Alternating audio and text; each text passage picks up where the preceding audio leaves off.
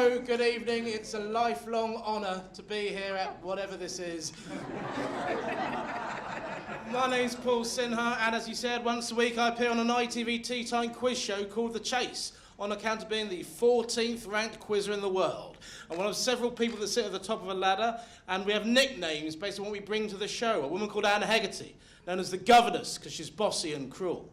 And a guy called Mark Lebet, known as the Beast, because he married his cousin. I'm known as the Cinnamon, because they just went out of ideas. There's a guy originally from Jamaica called Sean Wallace. They call him the Dark Destroyer. Why do they call him the Dark Destroyer? Because apparently low-level racism is still allowed on an ITV tea-time quiz show. Because I used to do medicine. I did practice, thank you very much. I practiced for several years. I'm a qualified doctor, qualified GP, and as you can imagine, giving up to do this, my parents thrilled for me, absolutely delighted, simply couldn't be happy with this change in direction. They ring me every day to remind me that when they arrived on this beautiful island in 1968, it wasn't really their grand plan that their only son had a British education and became a clown. That's right, 49 years ago is when my mum and dad made the same decision we now know half of India made, looked at the map of the world, went, America, too exciting, we're coming to Britain. Odd choice, perfect choice. 1960s, here's your options. Birmingham, Alabama, Birmingham, West Midlands. Forced to sit at the back of the bus, get to drive the bus. It was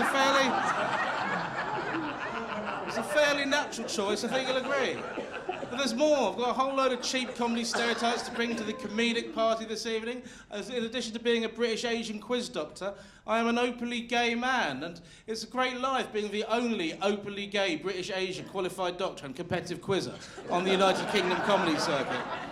So here's my shock horror diagnosis. Is it just possible that the good folk of this country, the majority of them, are actually one hell of a lot more decent and generous in spirit than we're always being given credit for? And it doesn't always feel like that. And a couple of months back at the Tory party conference, Home Secretary Amber Rudd announced plans to make all British businesses list their foreign employees. And my mum, my dad, have never felt more vulnerable, because they're entirely dependent on Polish cleaners. But it's not... But it's not just that. It really isn't. The other reason it doesn't always feel like that is, let's be honest, as a nation, we are colossal idiots when we've had too much to drink. I should know. I am one of those idiots. I mean, July 2014, when out with my mates and got so drunk, the next morning when I woke up, there was an entirely new U2 album on my iPhone I had no recollection of downloading whatsoever. That's when you know you've had too much to drink. But you know what? I believe what I'm about to say next with great passion and sincerity. As a nation, when we're sober, I think we bat way above average. I will say this though, I am biased because I'm a weird daytime Z-list celebrity, and I like the weird stuff that happens because of my low-level celebrity status. And on that note, I'm going to take you to Barnsley last year, end of June, when I'm doing a gig at the Lamp Room Theatre, walking to the theatre from the station, carrying a large bag over my shoulders, when 4 drunk men crossed the road with the intention of having a chat with me. Drunk man number 1 points at my bag and says, "What's happened? Has your missus kicked you out?" And I smile weakly because I have no idea what to say back. Then drunk man number 2 says, "Is that bag ticking?" It's a proper racist joke. I know what I wanted to say. "Mate, have you seen ISIS's list of targets? Berlin, Munich, Nice, Orlando, Paris. Did you think Barnsley was going to be next?"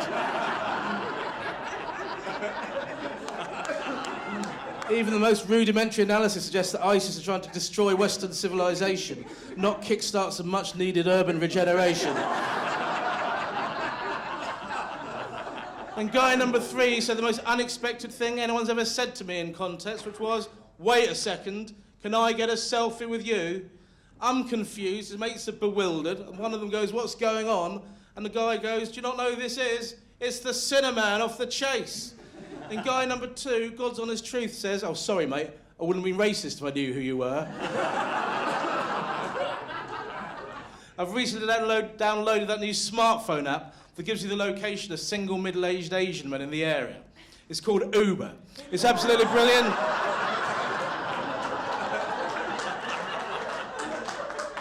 You're applauding over there. Some of these eligible young men are literally only 1 minute away as we speak.